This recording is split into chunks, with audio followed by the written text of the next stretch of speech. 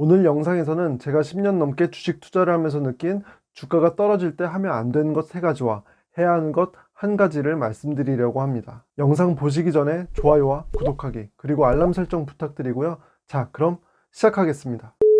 반갑습니다. 광화문 금융라입니다. 제 채널은 잃지 않는 투자와 마음이 편한 투자를 중요하게 생각하고, 이런 투자를 하기 위해선 좋은 주식을 오랫동안 매수하시는 걸 가장 중요하다고 말씀드리고 있는데요. 사실 저도 이런 투자를 처음부터 했던 건 아니었어요. 제가 대학생 때부터 주식 투자를 시작했는데요. 그때 저의 가장 큰 고민은 투자 금액이 부족하다는 거였어요. 아르바이트를 해서 10만원, 20만원 남는 돈으로 우량주 위주로 투자를 했는데요. 처음부터 급등주 같은 이상한 주식에 투자를 한 사람은 없거든요. 주식 투자는 위험하다는 말을 많이 듣고 투자를 시작하니까 안정적인 우량주 위주로 투자를 시작하죠. 이렇게 해서 10% 정도 수익이 나면 물론 처음엔 기분이 좋아요. 그런데 이런 좋은 기분을 얼마 가지 못하고, 내가 열심히 공부하고 고민해서 투자를 했는데 겨우 만원, 2만원 벌었네, 이런 생각이 들어요. 소위 현타라는 게 오기 시작하죠. 그러다 보면 이제부터 급등주가 눈에 들어오기 시작해요. 급등주는 아주 짧은 기간에 주가가 2배, 3배 뛰기도 하니까 내가 갖고 있는 전 재산 200만원, 300만원 이 정도만 투자해도 금방 1000만원을 만들 수 있을 것 같은 기대감을 갖게 하죠.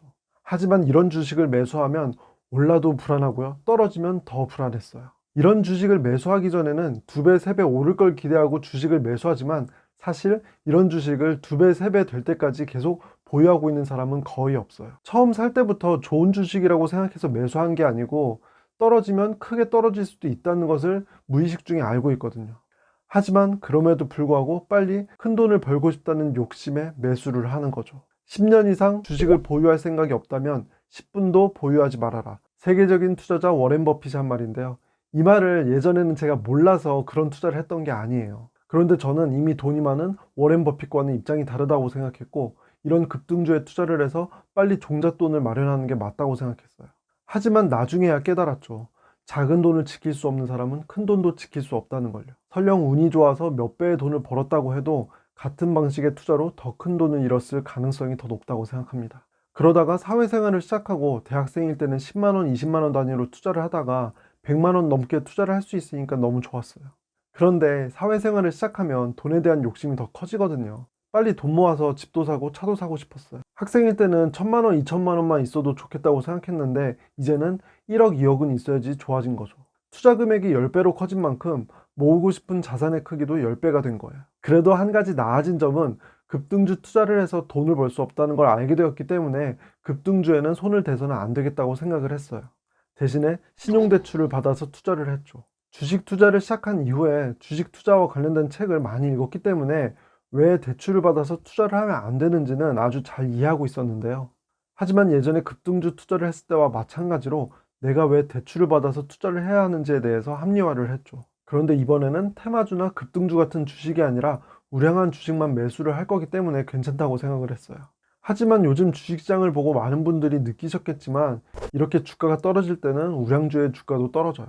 그러면 대출을 많이 받으면 받을수록 손실은 커지고 이자는 이자대로 나가게 되죠. 그리고 설령 주가가 오른다고 해도 대출을 받아서 투자를 하면 주가가 조금만 올라도 금방 팔아버리게 돼요. 주가가 떨어지면 이게 나에게 얼마나 큰 스트레스를 줄지 알고 있으니까요. 그러면 이렇게 대출을 받아서 투자를 하는 거는 손실은 크게 나고 수익은 조금 나는 그런 상황을 스스로 만들어버리는 결과가 됩니다. 물론 급등주에 투자를 해서 큰 돈을 버는 사람도 있고요, 비투를 해서 큰 돈을 버는 사례도 있긴 하겠죠. 하지만 그렇게 해서 큰 돈을 버는 사람보다는 잃는 사람이 훨씬 많고요. 오히려 손실만 보고 주식 투자를 이제는 하지 않고 대출금을 갚는 케이스가 더 많죠. 분명히 이렇게 전체적으로 주가가 떨어지는 중에도 급등하는 주식은 있고요. 지금 나는 손실 중인데 이런 급등하는 주식에 한 번만 잘 올라타면 내 모든 손실을 메꿔줄 것 같은 그런 생각이 들 거예요. 하지만 손실을 메꾸기는커녕 오히려 손실을 키우게 되고요. 만약 신용대출까지 받았다면 손실은 훨씬 커지게 됩니다. 그러니까 이런 식의 급등주로 갈아타거나 신용대출을 받아서 투자를 하시는 건 안 돼요. 그리고 마지막으로 하지 않으시길 당부드리는 것은 인버스 ETF에 투자를 하시는 건데요. 인버스 ETF는 지수가 떨어질 때 주가가 오르니까 이렇게 주식시장이 좋지 않을 때 투자하고 싶어지는 상품이기도 한데요. 인버스 ETF에 투자를 하면 안 되는 이유는 아주 간단해요. 주가지수는 지금 보시는 것처럼 계속해서 우상향을 해왔는데, 이런 상황에서 떨어지는 지점을 정확하게 찾는 것도 쉽지가 않고요. 그리고 찾았다고 하더라도 다시 오르기 전에 파는 것은 쉽지가 않은 일이죠. 이것보다는 전보다 저렴해진 좋은 주식을 매수하고요. 주가가 다시 오를 때까지 기다리는 것이 현명합니다. 지금까지는 주가가 떨어질 때 하면 안 되는 것 세 가지를 말씀드렸는데요. 반대로 저에게 주가가 떨어질 때 딱 한 가지 뭘 해야 하냐고 물으신다면 저는 기존 투자 금액의 30%만큼의 현금을 모으시라고 말씀드립니다. 요즘 같은 시기에는 보유 주식의 몇 퍼센트를 매도하고 이 돈으로 언제부터 다시 매수를 하면 좋을지를 많이 궁금해 하실 텐데요. 내 소중한 돈과 관련된 일이기 때문에 어쩌다 한번 맞는 방법이 아니라 언제나 가장 잘 맞을 수 있는 그런 방법을 선택하셔야 합니다. 저는 좋은 주식을 오랫동안 매수하면 결국 큰 자산을 이룰 수 있다는 걸 알고 있고요. 이런 장기 투자를 하려면 마음이 편해야 하죠. 그리고 현금을 보유하고 있으면 주가가 떨어져도 대응을 할 수 있고 마음이 편해지죠. 그래서 저 같은 경우는 투자 금액의 30% 정도를 현금으로 보유하고 나머지 금액을 좋은 주식에 매수를 하면 사실 주가가 떨어져도 별로 신경이 쓰이지 않았어요. 그래서 저는 30%의 비율을 말씀드리지만 이 비율은 사람마다 달라질 수 있고요. 그래서 만약에 30%로 정하셨으면 현금 보유 비중이 30%가 넘어가는 시점부터 주식을 다시 매수하시는 거예요. 그런데 제 경험상으로 좋은 주식을 매수했다면 현금을 모으는 중에 주가는 다시 오르는 경우가 많았고요. 현금을 모으고 있었으니까 결국에 내가 가진 자산은 더 커져 있겠죠.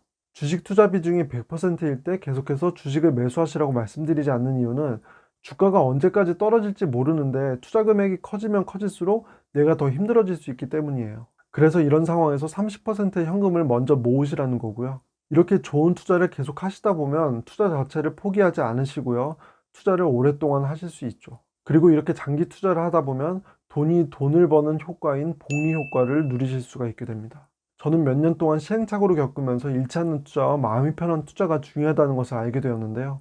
구독자님들께서는 더 빨리 알게 되시길 바라는 마음에서 이 영상을 기획했습니다. 제 영상이 구독자 여러분들에게 행운을 가져다 드릴 수 있으면 좋겠습니다. 오늘 영상이 좋으셨다면 좋아요와 구독하기 그리고 알람 설정 부탁드리고요. 영상 끝까지 시청해 주셔서 감사합니다.